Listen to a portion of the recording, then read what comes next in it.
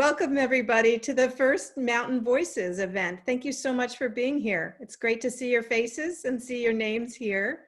If you don't know me, my name is Cynthia Cutting and I'm the director at the Museum of the White Mountains, and very, very pleased to be presenting our first Mountain Voices event tonight. If you're a member of the museum, I want to thank you tonight for standing by us and continuing your support during these challenging times. You lift us up, and it's wonderful to feel the support as we figure out how to get through. A couple of housekeeping notes for tonight. You all are automatically muted right now, so which will help for our audio quality. We are recording. You might have heard that when you entered the room. We're recording because then we're going to post this on our website so that others who couldn't be here tonight can enjoy Marcia's talk. During and throughout the event, feel free to add any questions or comments to the chat. And if you're not familiar with where that is, if you look down the bottom of your screen, you'll see a little button that says chat, and you can click on that and then type in your question or comment. And Marcia's looking forward to your questions and your ideas from it, and we'll be addressing some of those questions at the end. Without further ado, I'm so very delighted to introduce our speaker tonight. Marcia Schmidt Blaine is Executive Director of Government Relations and a Professor of History at Plymouth State University. Her current research focus is twofold. One will be on display here. She has a real passion for the White Mountains history. And her second focus is the role of public higher education in today's world. As an historian, Marcia comes to a higher education conversation from a humanist point of view. She holds a BA from the College of William and Mary and a PhD from the University of New Hampshire. She was a fellow for the American Council on Education for the 2015 to 16 academic year. She also served as Executive Director of the Museum of the White Mountains at Plymouth State, for which we are eternally grateful. So Marcia, it's at this moment, you can take it away. Sounds great. Okay, can everybody see the screen? Excellent. So I'm happy to see everyone. It was nice to see quite a few faces I know and quite a few names I know as well. Always great to see friends and family who have come to hear this talk, especially those who are from far away. Really nice to be able to have us all join in together. I do also want to wish everybody happy Constitution Day, September 17th.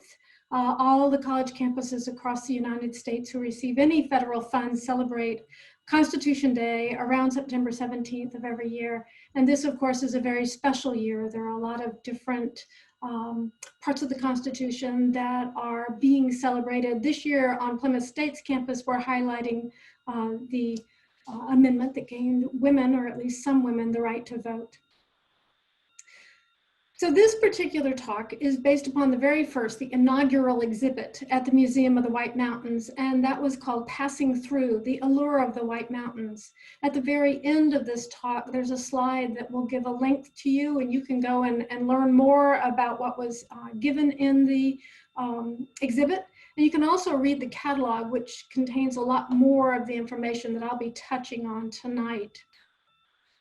But before that, before we think about the 19th century and the White Mountains, I want you to think about your relationship to the mountains. Think of the last time you headed into the mountains or the national forest that might be close to you. Where do you first see the mountains? How long does it take you then to get to the mountains from that first viewpoint? What views do you get to see as you're moving into the mountains? What makes those views available? I don't know about you, I always think about coming into to Plymouth, and you're coming over 93. Well, if it wasn't for the interstate, we wouldn't have that gorgeous view of the mountains and of the town of Plymouth there too.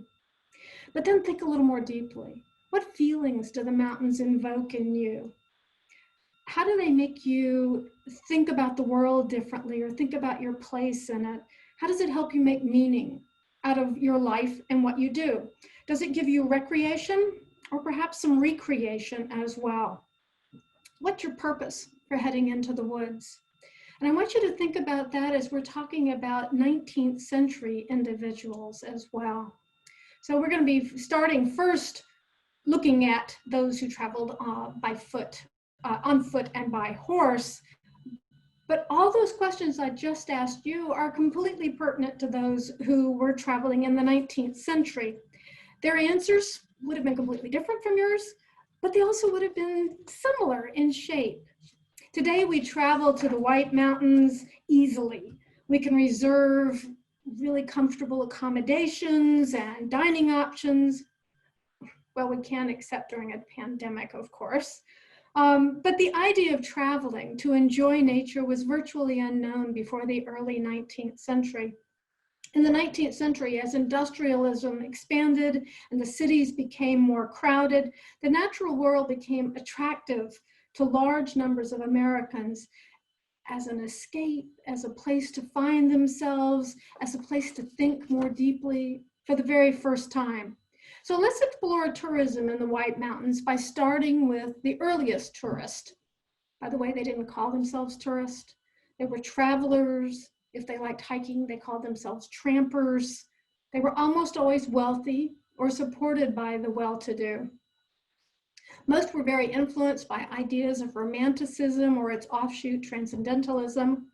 They were eager to feel, to see, to sense what the wilderness had to offer them as individuals. But it wasn't an easy place to get to, particularly earlier.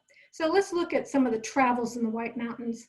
Just as an aside, by the way, when you see Marshall Tidd, I have a few Marshall Tidd woodcuts, and they are held at the Ronner at Dartmouth.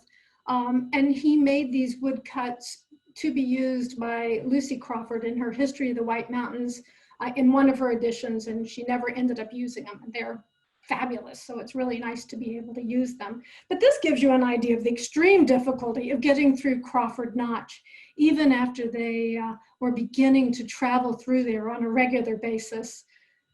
Traveling through the White Mountains was something that people just did to get through. The White Mountains were an obstacle. They did not linger in them if they could avoid it. Travel by foot was, well, if you were intrepid and in really good shape, you could get 14 to 18 miles a day by foot. If you were by horse, you could get about double that per day. If you brought in a wagon or a horse, a wagon or a coach, you could slow to much slower than a walk. So it was not an easy place to get through, and you did not get through it quickly. Roads were difficult. So looking at Crawford Notch, and this is to be a rendition of what Crawford Notch looked like. The first road was built somewhere around 1785 or so. It was rough, it was frequently washed out, not an easy place to get through.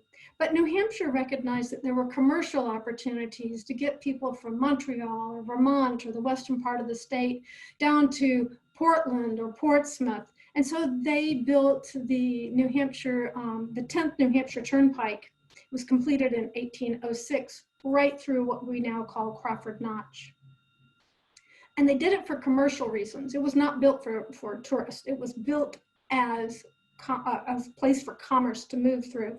And it did.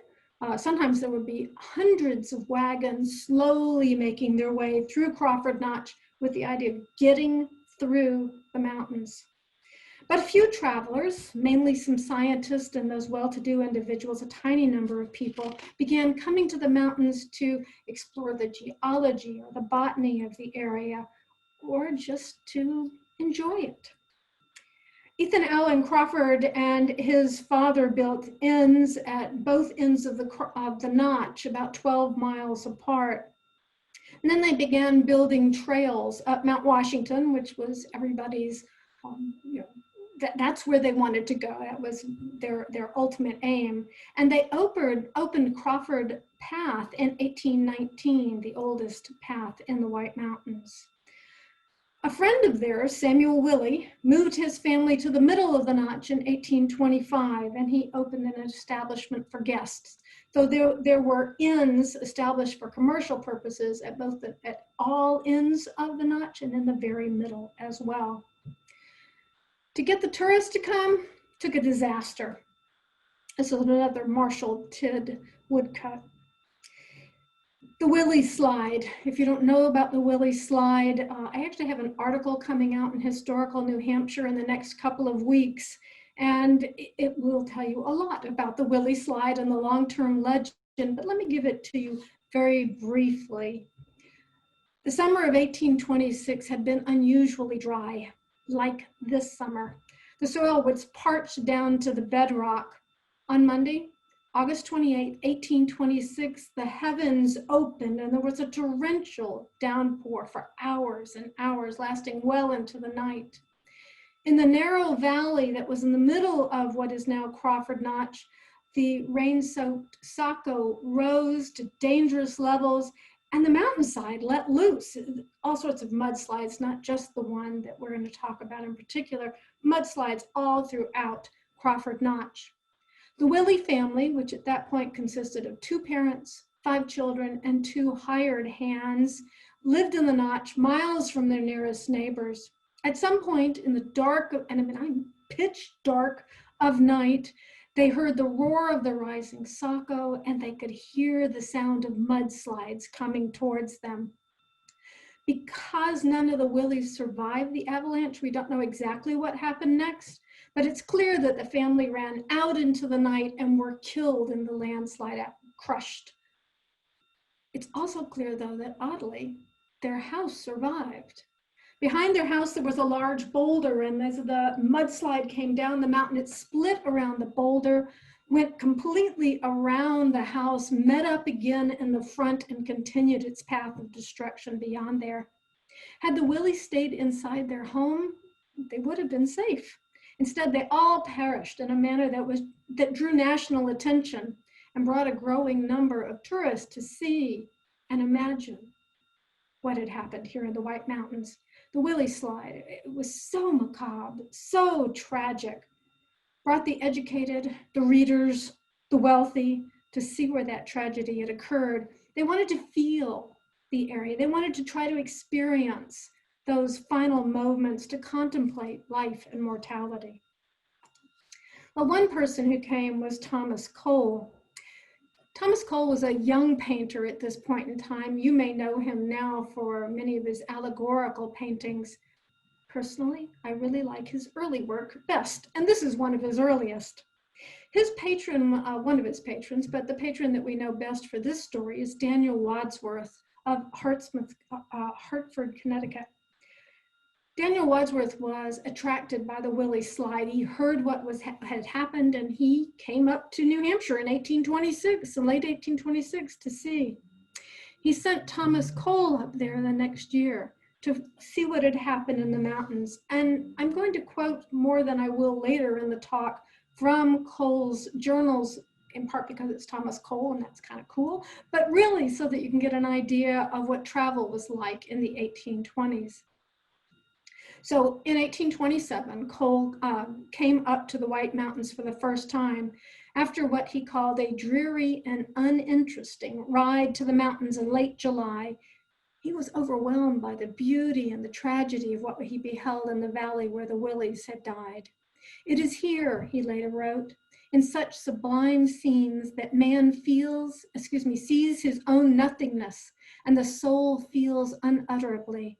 The scene was far beyond my expectations and is the finest one I have ever beheld. Now notice what you're hearing here. You're hearing his romanticism really coming out in his statement of what he is feeling in seeing this scene. But he was also a person who had to make a living. And so he spent the 2 weeks that he was up in the White Mountains in 1827 sketching. He went back home and he spent the winter drawing. And he wanted to go back. And so in October of 1828, he returned to the White Mountains, this time with New Hampshire native and his friend and a fellow artist, Henry Cheever Pratt.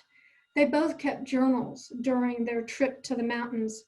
And art historian Catherine Campbell noted in comparing the two journals that you can tell the diaries give a very vivid indication of their personalities. Pratt's entries were factual and pragmatic, while Cole, who was thoroughly invested in romantic symbolism and feeling, waxed poetical and philosophical. Pratt recorded distances, Cole described the travails and the beauty of their trip. Now, it had only been 2 years since the Willie disaster and the storm that had really done tremendous damage to the Notch and the roads through the Notch. Travel through the area was still pretty difficult. And so on several occasions, Cole and Pratt used fallen trees to cross the Saco River. Cole wrote, "We crossed the Saco River several times by means of fallen trees and rocks, and I may add, firm nerves, for it required no little courage to venture on such precarious bridges with a rapid stream rushing beneath. We at length arrived at a stream called Pleasant River. Pleasant enough it is, I dare say, where there is a bridge to cross it. But to us it had a rather unpleasant appearance, being deep and rapid without a bridge. We made several attempts to lay trunks of trees across, but in vain. They were quickly hurried downstream through the thick alders. We found a large spruce tree stretching from the opposite bank, more than halfway across the stream. By means of a long log thrown across from our shore to it, we made a bridge that carried us safe over. We now entered the Notch and felt awestruck as we passed between the bare and rifted mountains that rose on either side for thousands of feet above." Well, after several days with Pratt, they separated north of Franconia Notch, and then Cole continued southward through Franconia Notch. On October 9th, 1828, he wrote, "Through the pass called Franconia Notch, there is a good road on which a small coach passes on its way to Plymouth. After taking a hearty breakfast and securing a little bread and cheese in case of necessity, I sallied forth, expecting the coach, as it was its day of running, to overtake me in the Notch. For 5 or 6 miles the road ascends, and I found it rather fatiguing. I came at length to the entrance of the pass where the road begins to descend. There is a beautiful small lake, beetling crags rising up to vast height." And then he describes stopping and spending quite a bit of time sketching. The road descended through dark woods, and as I found the clouds were gathering wild around the mountaintops and threatening an immediate shower, I thought it prudent to continue my journey. Though it was about time I expected the stage. He was still looking for the stagecoach. After a walk of 5 miles, I came to a wretched-looking hovel, situated on the side of the road in the middle of burnt trees. As I passed, a number of dirty, rosy-faced children ran out to see me pass. They looked as though they had been well fed, though they had never been washed. In traveling through this country, I have been astonished to see what numbers of children would issue out of a diminutive log hut to gaze at a stranger. I came at length to a better looking abode and determined to wait for the coach, as it was the place where the horses were to be changed. I made a sketch of the mountains from the door of the house, to the great astonishment and admiration of the inmates of the house. They thought I was a surveyor making maps. At last the stage arrived, and after a pleasant ride through a very picturesque country, I arrived at Plymouth, New Hampshire. As the county court was sitting, the tavern was full, and I had some difficulty finding lodgings. Plymouth is a very pleasant place on the banks of the Merrimack River. I got his rivers wrong, but other than that, I think it's a good description of what could have been found in the late 1820s in Plymouth and coming through Franconia Notch. The painting that you see in front of you is in Franconia Notch from some of the sketches that he made. And it's one of the earliest paintings of Cole's that we know. And notice it's an 1830 painting. Other people came to the Notch as well. And this is a slightly retouched picture, a sketch that a woman named Frances Fanny Appleton did of Center Harbor. She was a teenager. They did not have iPhones. So they didn't have cameras, much less those cell phones to be able to take the quick pictures. She was obviously a very accomplished artist as well. Her mother died in 1833, and her father decided to take the entire family on a trip. 15-year-old Fanny Appleton and her family made a 2-month tour through the White Mountains and northern United States, following an 1828 guidebook called the Fashionable Tour. They traveled in a private coach, and they stayed in small hotels and taverns, the best that money could buy at the time. This picture of Center Harbor gives you an idea of some of the small towns they stayed in. Center Harbor became an area that tourists tended to use as kind of a jumping off point from the south up into the mountains.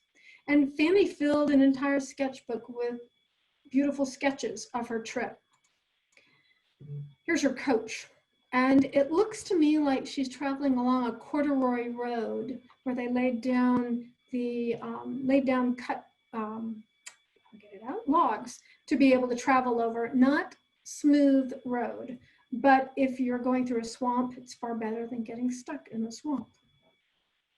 The journey followed a very stately pace, yet young Fanny wrote, "One is almost bewildered by the ever-changing variety, and hardly has it sufficiently admired one sweet landscape before a turn in the road brings an equally picturesque and rural scene, yet differing from the other entirely."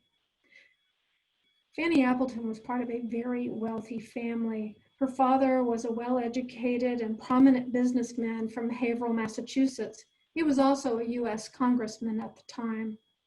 But he was also an amateur geologist, and perhaps this is the reason he came to Franconia Notch rather than Crawford Notch when they were visiting the White Mountains. One thing that Fanny did is she sketched probably the earliest free sketch of the old man that's known. And there's a great article about that in Historical New Hampshire from about 20 years ago. But Franconia Notch provided what author Randall Bennett calls a museum of natural curiosities. Those of you who know Franconia Notch know it's still full of those really wonderful curiosities. So people came to the White Mountains, pleasure seeking, if you will. In this Alvin Fisher painting, I overcorrected the contrast so that you could see more clearly the man in the background who is out shooting.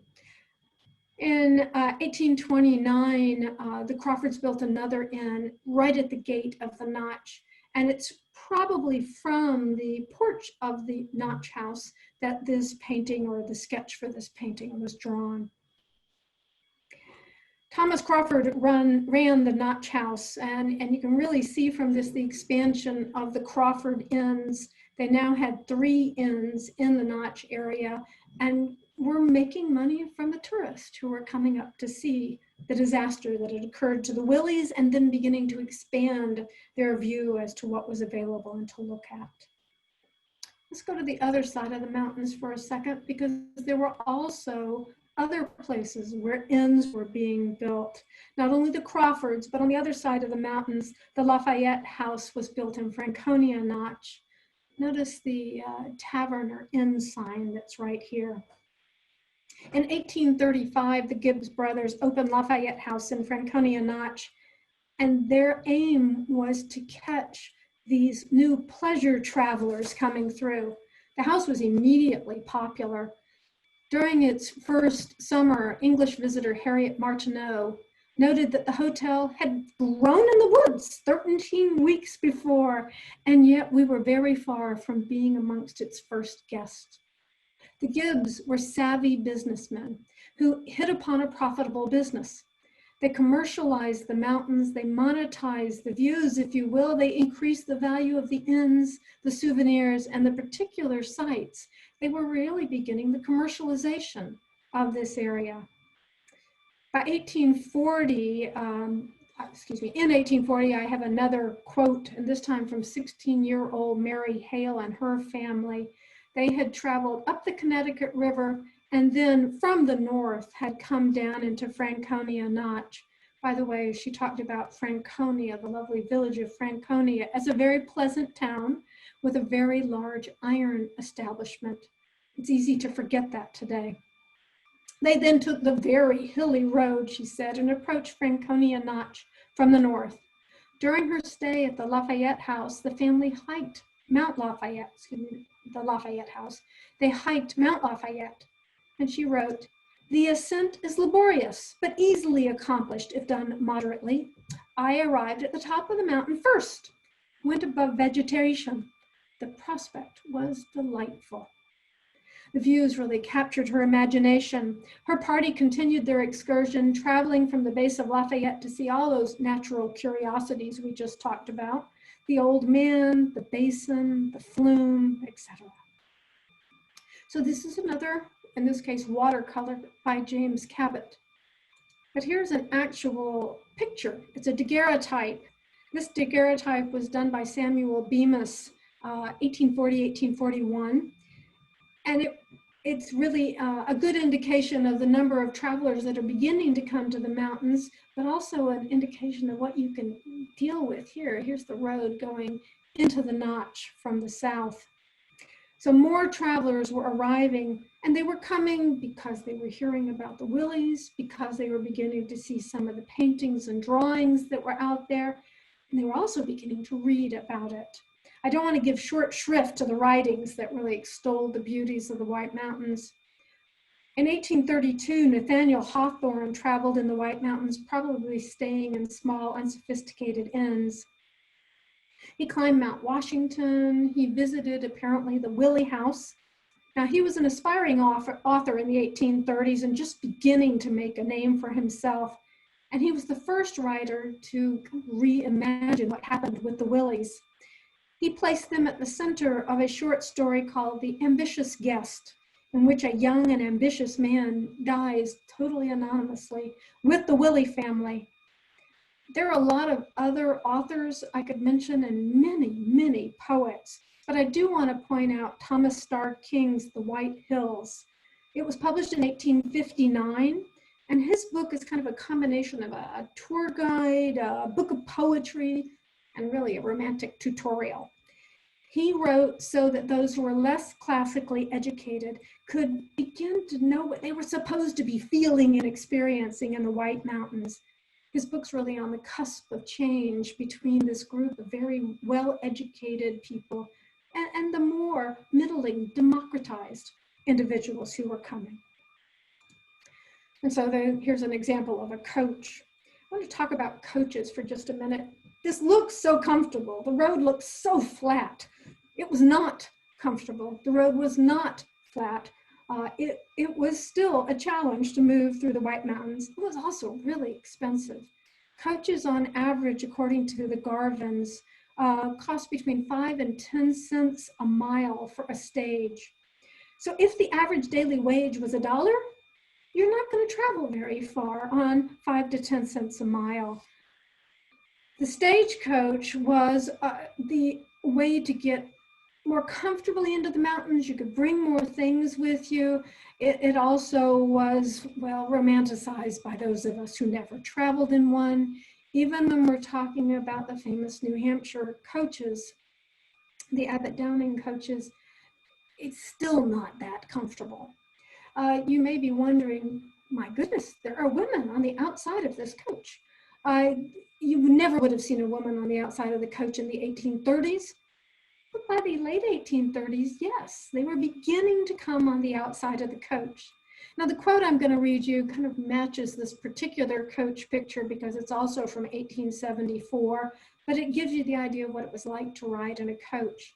The quote is from F.W. Sanborn, and he walked the vast majority of the way from the seacoast all the way through the mountains in 1874. And then he took a stagecoach to get from the northern part of his trip to North Conway and then walk the rest of the way.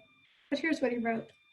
There is something fascinating about riding uphill and down behind 3 spans of horses, which are fully in the spirit of the occasion. I dare not ride inside. It always makes me seasick. The other roof passengers were a gentleman and his wife with 2 coarse young fellows from New York. From our stage driver, we learned a good place to stop at, and when we entered North Conway, we drove to John Whitaker's.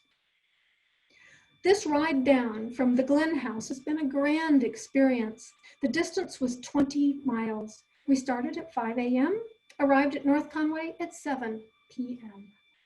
During the first part of the drive, there were views of distant mountains. The latter part showed us rivers, picturesque rocks, and beautiful intervale lands. Here's another Samuel Gary. You can see Mount Washington in the background. And you can see people traveling by horse, fording the river. Now, Louisa May Alcott visited the White Mountains in 1861 before she was the author of Little Women. In other words, kind of before she was the Louisa May Alcott. She came to the Whites to visit her cousin and his wife, who were staying at the Alpine House in Gorham in 1861. She wasn't much of a horseback rider. So she agreed, with some trepidation, that she would go horseback riding with her cousin. She got on the horse. Horse's name was Squab, by the way. Fine exercise, isn't it? Her cousin asked. Very fine indeed, chattered I, bound not to give in while I could hold on. In this graceful and dignified style, we trotted out of sight, and I was justly collecting my shattered wits when the landscape abruptly reversed itself, and I found myself sitting in the dirt with the saddle on Squab's belly instead of his back. My girl, are you hurt? She was not. Well, her dignity was hurt, but other than that, she was fine. Clearly not everyone of this time period was a natural horseback rider. And even traveling by coach could be challenging. This is a scroll that New Hampshire Historical Society has that was drawn by tourists who came up to the White Mountains in 1875, and there are a whole series of pictures that they have from the scroll. So you and I probably generally think of travel by coach as easier. Well, think about being in the middle of the river in this particular coach. It was not always easy. Hiking was also not always easy, but you can also tell from this picture that it was becoming more and more popular. This is a newspaper called Brother Jonathan from Beekman, New York, and it's an 1857 painting, drawing. And if you look on the left, you can see there are people heading up Mount Washington, women in corsets, lesser corsets, but corsets nonetheless, and of course, very long skirts. Of course, they needed to be helped up the mountains. Makes perfect sense to me. I can't imagine hiking in a full skirt with petticoats. I know one person who is listening to us right now probably can imagine it, since that's what she does in impersonating for a living. Now look at the other side. They're coming down the mountain, and you can see they've put a log over a rushing stream. In many ways, this reminds me of Thomas Cole's description of going over a Pleasant River. It looks like they're tiring to me as they're heading down. But the Whites were becoming more and more popular. So this is a daguerreotype that's owned by the Museum of the White Mountains. The museum, by the way, has a fabulous collection of daguerreotypes that you can go and see. They are free to go and see.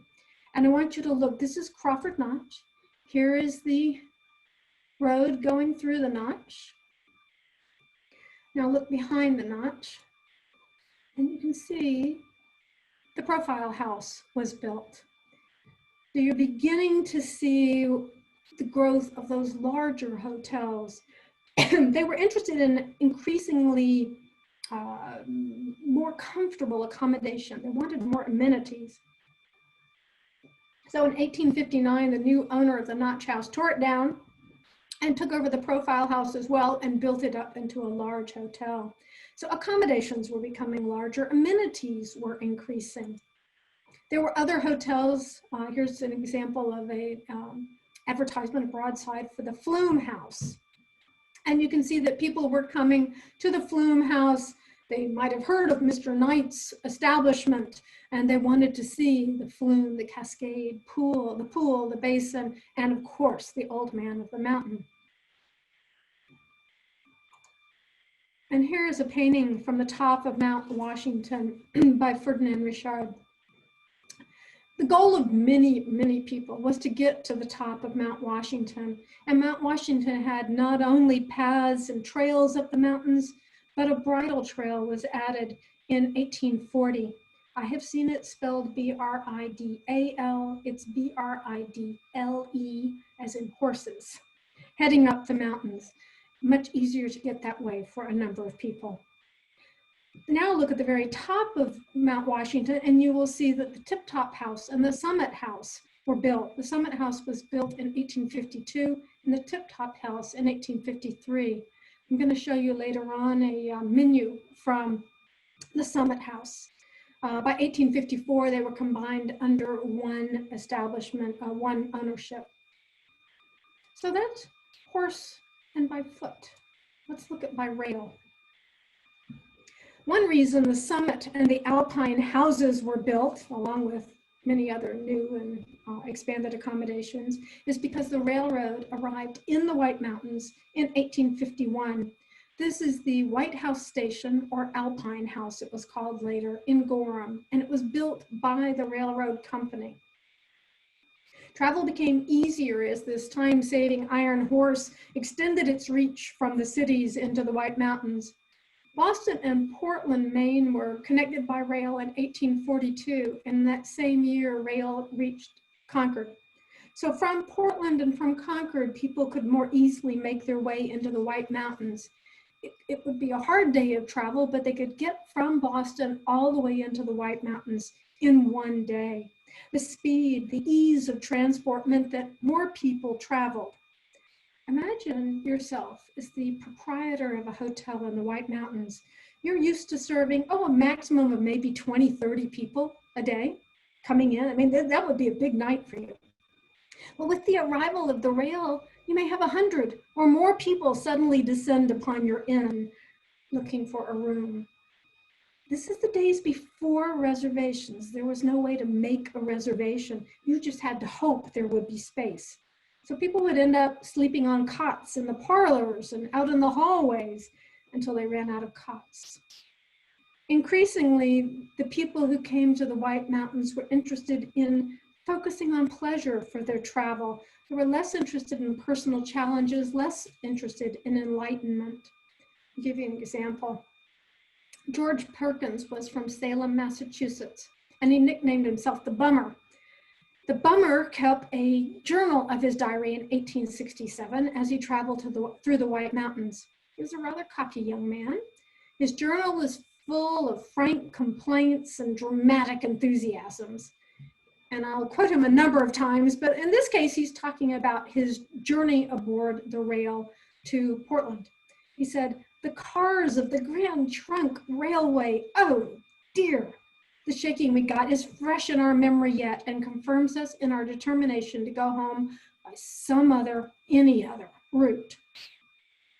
Most people thought train travel was amazing and occasionally terrifying. Again, Alcott in 1861 wrote, "I think we are going perilously fast.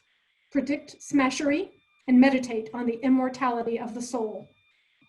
As she reached Mechanics Falls in Maine, she wrote, "The landscape looks knobbier than ever. I see acres of burnt stumps, looking as if nature's mouth needed a dentist. I feel like a rusty jackknife, as if I'd been shut up so long I would creak if opened." Another way people began to hear about the mountains and to learn that there were trains into the mountains was from this souvenir. Frank Leavitt. Frank Leavitt was a jack of all trades. He did a lot of things, but one of the things he did, starting in 1852, was to create a series of maps of the White Mountains for tourists. Frank Leavitt, by the way, lived north of the mountains. So south is at the top of the map and north is at the bottom. And he did that for all of his maps except one. It takes a minute to kind of orient your head to it. In 1846, business interest had recognized that this commercial interest possibly might exist by going from Portland up to Montreal. So there were commercial reasons for driving the rail, but they also knew there was tourist potential. So it was the Atlantic and St. Lawrence Railway Company that built the White Mountain Station. And here's the picture of the White Mountain Station. Or the Alpine House, which was its other name, at its stop in Gorham. Within a few years, other railheads reached Littleton, Alton, and Plymouth. And you can see here, Plymouth. It reached Plymouth in 1850, January of 1850. It was chartered in 1844, and it took them a long time to get the money to get all the way to Plymouth. And then they continued from there out to Wells River. Not that you can see this in Frank Levitt's map, but it did continue over to the Connecticut River Valley. So the White Mountains were circled by railways by 1853. Here's a picture of the Flume House. We've been talking a little bit about the Flume House. Travelers turned to the railway in large numbers and even larger numbers after the Civil War, and tourism and logging became the two mainstays and the competing businesses of the economy of the White Mountains region. The railway opened the mountains to a growing white middle class for tourism. As the speed of travel increased and the cost became, well, relatively less expensive, a greater number and a greater variety of white individuals became tourists. They were interested in a particular locale, the White Mountains. They liked the increased amenities, they liked the different experiences, and for some, they also enjoyed, well, in seeing and being seen. Here's a railway schedule, and it features some of the hotels, and I'll blow them up in a second, but you can kind of look at this while I'm talking for a minute. Here's the bummer again, 1867. Now, he was very focused on pleasure for himself. And he said he was pleased to find that croquet, our favorite game of out of doors, was provided at the Alpine House. This is a young man who enjoyed flirting, as he called it, his favorite pastime, with any young woman he found attractive, and he found almost all young women attractive, even to the point of endangering himself by leaning over the top of the stage to talk to a young woman inside the stagecoach. George Perkins' group, or the Bummers group, stopped at the White Mountain House for dinner, and the driver was refreshed while he was there. Bummer wrote, "As the wine took effect, the whip cracked often, and we flew towards Bethlehem at a furious rate over a newly made road. Muddy, chunks of mud as big as your hand came flying into the coach, and no one enjoyed the sport more than the bummer, who was nicely sandwiched between two ladies." You can see the profile house is listed, is shown here. So that's our side of the mountain. And then here we also have Plymouth's Pemigewasset House.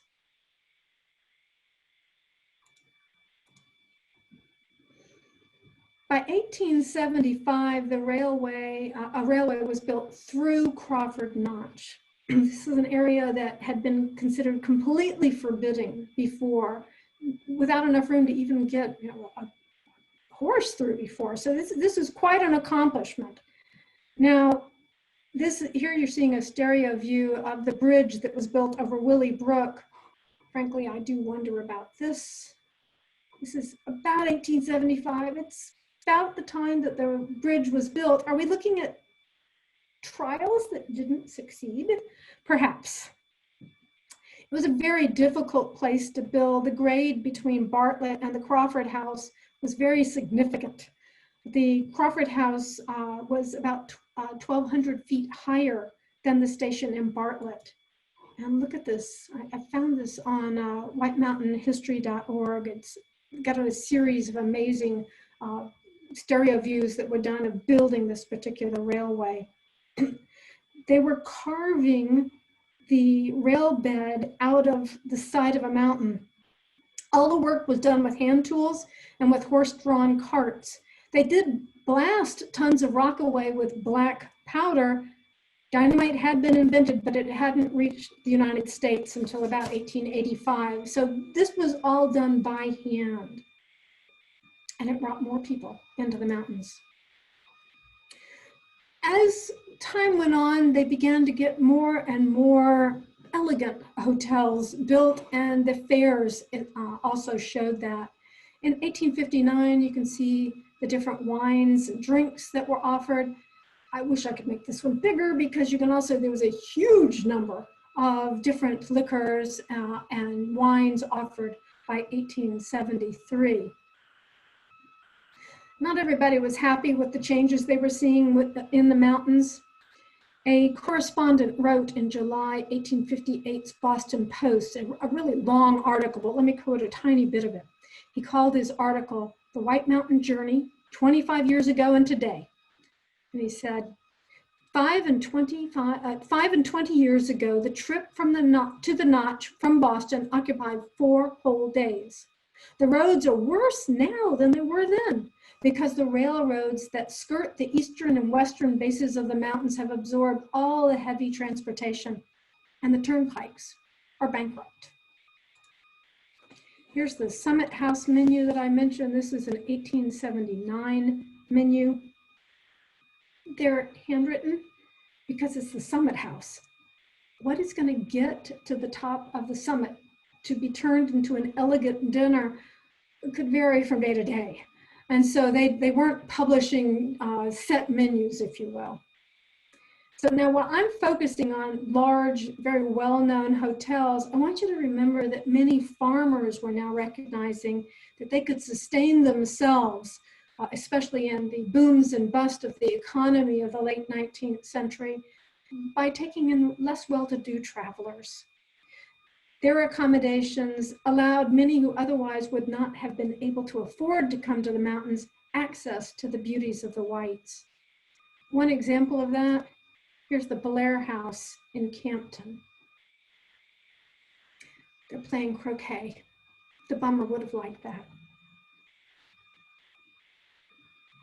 The bummer also kept a really interesting list of how much it cost him to go into the mountains. The costs don't look very big to us, but remember that industrial workers of the time were earning $1.50 to $6, $1.50 for women, $6 for men per week at mid-century. And so when you think about the democratization of the mountains or even the idea of a vacation, we're really talking about a small percentage of the American public. Did not include persons of color, non-Christians, or really the main body of Americans. There was, as I mentioned before, absolutely no reservation system. When Thomas Chapin came to the Whites in 1852, he arrived at the White Mountains Profile House to discover that guests were already being assigned to cots in the parlor, and he had no desire to sleep on a cot in the parlor. So he went on to the Flume House, arriving very late, but managed to find a place to sleep. As more and more people came to the mountains in the aftermath of the Civil War, the arrangement for rooms could be quite spontaneous and travel between hotels quite challenging. Okay, here's the bummer again. He sent a dispatch flying over the wires to Mr. C.H. Greenleaf, manager of the Profile House. This is August 1867, informing him that a party of 9 needed rooms, 6 ladies and 3 gents. Greenleaf replied that he had room and to come on with your party of 9. They arrived around 9:30 p.m. Thanks to their telegram, which was a relatively new system that was created by the time he got to the White Mountains, they were able to have a place to sleep, and he was glad because a lot of people were still sleeping on cots. To show you how really very informal this was, when the bummer arrived, one of the things he did was to take the Profile House guest book and turn it around to see if he knew anybody who was there. Quite different from today. I have to tell you, I put this painting in mainly because I absolutely adore it. This is David Johnson, Mount Lafayette from Franconia. When Johnson first started coming to the White Mountains to paint, he couldn't afford staying any place, so he camped. He was one of the people who would camp as he went through the White Mountains. Eventually, he earned enough money that he stayed in some of the small hotels, like the Kearsarge House was one that was well known for artists. Another one was the Stag and Hounds that was in Campton. And then another one that was well known was Thompson's Tavern in Conway. The paintings like Johnson's are ones that when people were able to see them outside of the White Mountains, further popularized the mountains. But you'd have to be somebody who would know somebody who could afford this particular painting. And so it would be the engravings and the illustrations of these paintings that would really help more people know about them. Now, I don't want to give you the impression that this was horribly expensive. They generally were not. Benjamin Champney was well known for turning out small paintings of the same thing numerous times and not making a lot of money on each one, but making quite a bit of money on the total. Here's a beautiful Gary Franconia notch. And as usual, Gary did not date this, but it's probably 1850s, maybe 1860s. More and more artists were really representing an ideal, a past, and not the present. I mean, for instance, do you see any hint of crowds? Do you see any hint of even a coach, much less a rail car? Railroads did continue to expand, but people were really interested in seeing the old views. Now, this Shapley was painted in 1879, and it shows the Notch House. The Notch House didn't exist. It burned down in 1859. So they were nostalgic for something that happened only 20 years earlier. They were looking at, again, that idealized past. But the railroads continued to expand and to bring more people into the White Mountains. In order to get down to the profile house, you would have to take a rail from Plymouth over into the Connecticut River Valley, up to Bethlehem, and then you could get on a narrow gauge railway that the owners of the profile house built in 1879 in order to get tourists directly to the profile house. There never was a railway built through Franconia Notch, luckily for us. Here's F.W. Sanborn again in 1874 talking about his trip from Marblehead, Massachusetts, through Plymouth to the Connecticut River Valley and around to Bethlehem. Our ride of 175 miles was without unpleasantness. There were no disagreeable people on the cars. There were not noisy babies. There were quiet ones, and a good many of them. He spent his time reading and watching those babies. He didn't mention looking out the window. He didn't mention admiring the scenery. Really, that was not his focus. By the 1870s, by the way, I already mentioned that the narrow gauge railway had been built. And people were seeing and admiring some of the views that we see. If you've been up Mount Willard, this should look completely familiar. Well, a little bit of exaggeration, but nonetheless, it's an area that I bet you would recognize. Now, here's that railroad cut that was done into the side of Mount Webster that we saw them building a couple of slides ago. It's, by this point, well entrenched in the mountain. There were still adventure seekers, of course, who sought adventure with a capital A, danger with a capital D, as long as it came with beauty, good accommodations, and someplace to relax. These are images from picturesque America in 1872. The ride down from Mount Washington was not quite that wild, whether you were going by the carriage road or by the bridle path. But it was pretty close. You know, you're hanging on the edge of Mount Washington, so the reality did not go too far from expectations. Don't you love this one of the cog? You could also appeal to the adventurous by using modern technology for the time. The cog railway opened up in 1869, and here it is to tantalize the adventurous. Coming down into the clouds. And here you can see a detail from a journal in which the author, and we don't know exactly who it was, but the author ended up putting in several pictures. And here's one of them going up the cog. They look terrified, which you could understand if you're comparing it to this picture. Here's another area that pulled in the less adventurous. This is a stereo view of Artist Brook. One thing to mention about the stereo views is this is another form of marketing. You could buy stereo views, take them home, and show them to your friends. Here's where I went to vacation, and you can too. But when this stereo was made, the landscape had been tamed. In many ways, it had been commercialized. This was also sold to tourists, and it was another way that they could be able to talk about their time in the mountains. It's a beautiful area. I didn't mention that Fanny Appleton, the young girl that we talked about who drew those beautiful sketches, one of Center Harbor and one of her coach, married Longfellow. So when she died in a horrific fire, he tried to save her. One of the reasons that Longfellow always had a beard was because his face was so badly burned after that. But his family continued to come to the White Mountains.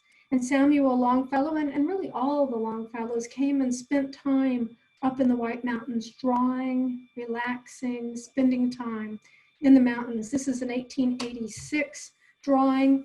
And if you haven't been to the National Park Longfellow House in Boston, I urge you to do so. It's wonderful.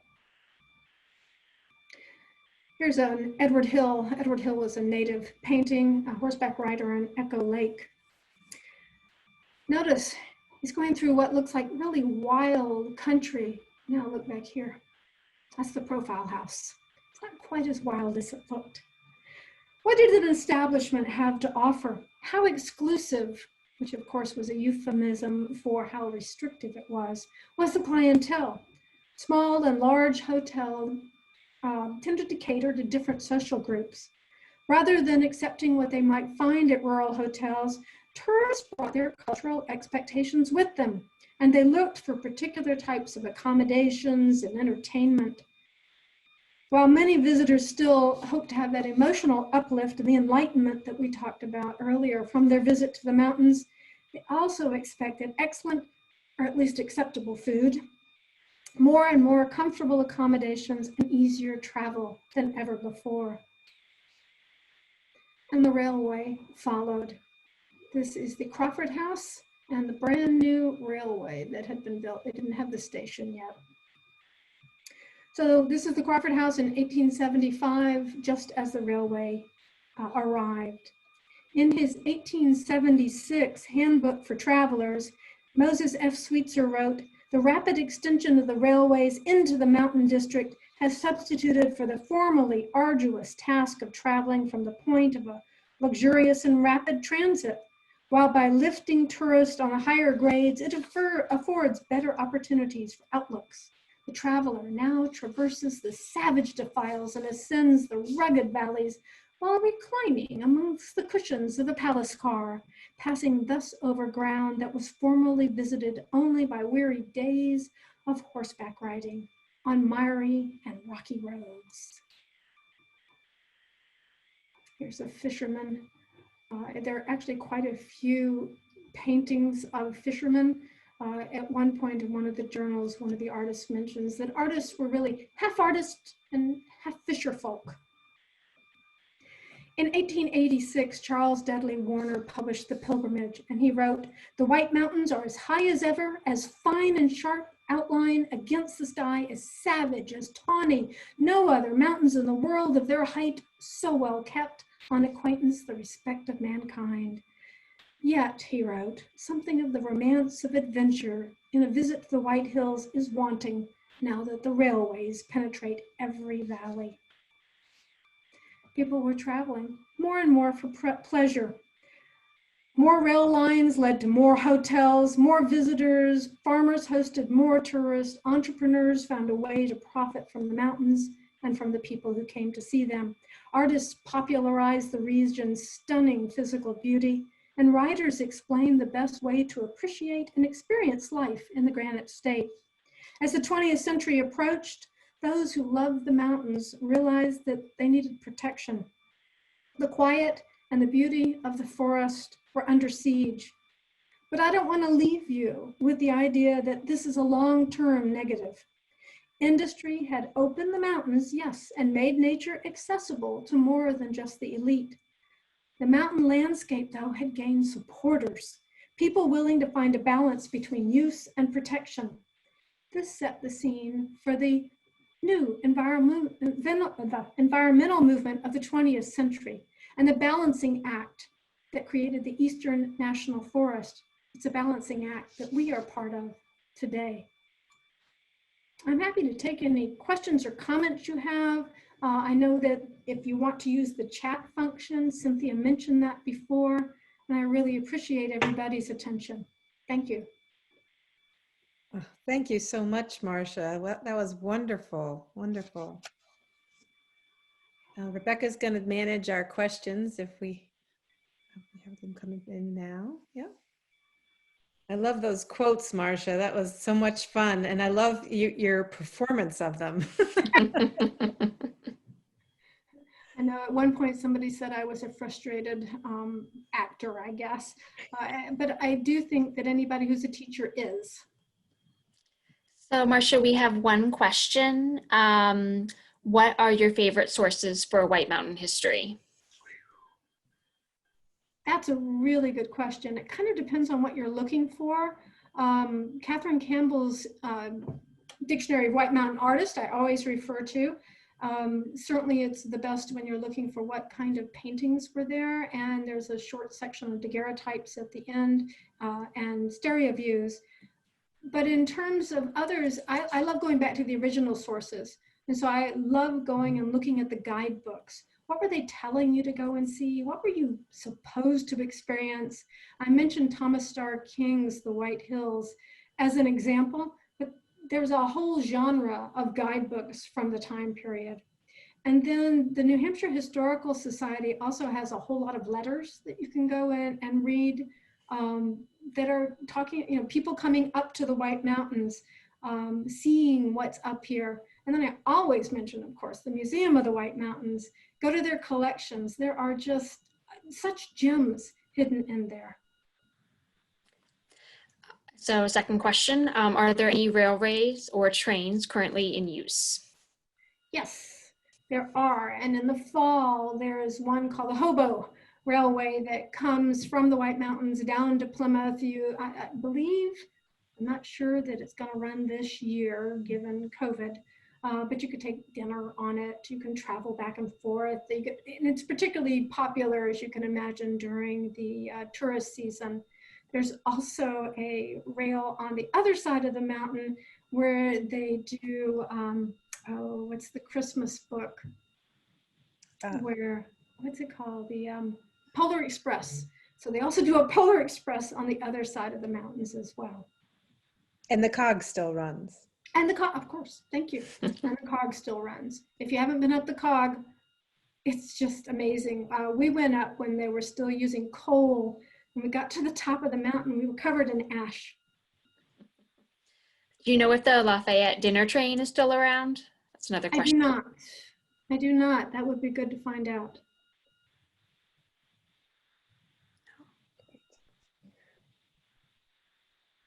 Wonderful.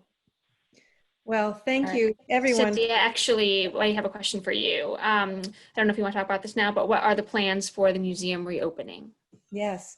So we are closed to the public for this semester. We're waiting to hear what the Plymouth State's idea will be for next semester, but I am crossing my fingers that we'll be reopening in the spring with our Maps of the White Mountains exhibit that we had planned for this summer. It's been postponed. Hoping, crossing all our fingers and toes. All right. Are there others? Okay, great. Well, thank you so much, everyone, for coming, and we hope to see you at the next ones, our next Mountain Voices, and Rebecca. And remember, Marcia's article is coming out it's called "Disaster's Lure: The Willie Slide." Will be in an upcoming edition of Historical New Hampshire. Should be up in the next 2 to 3 weeks.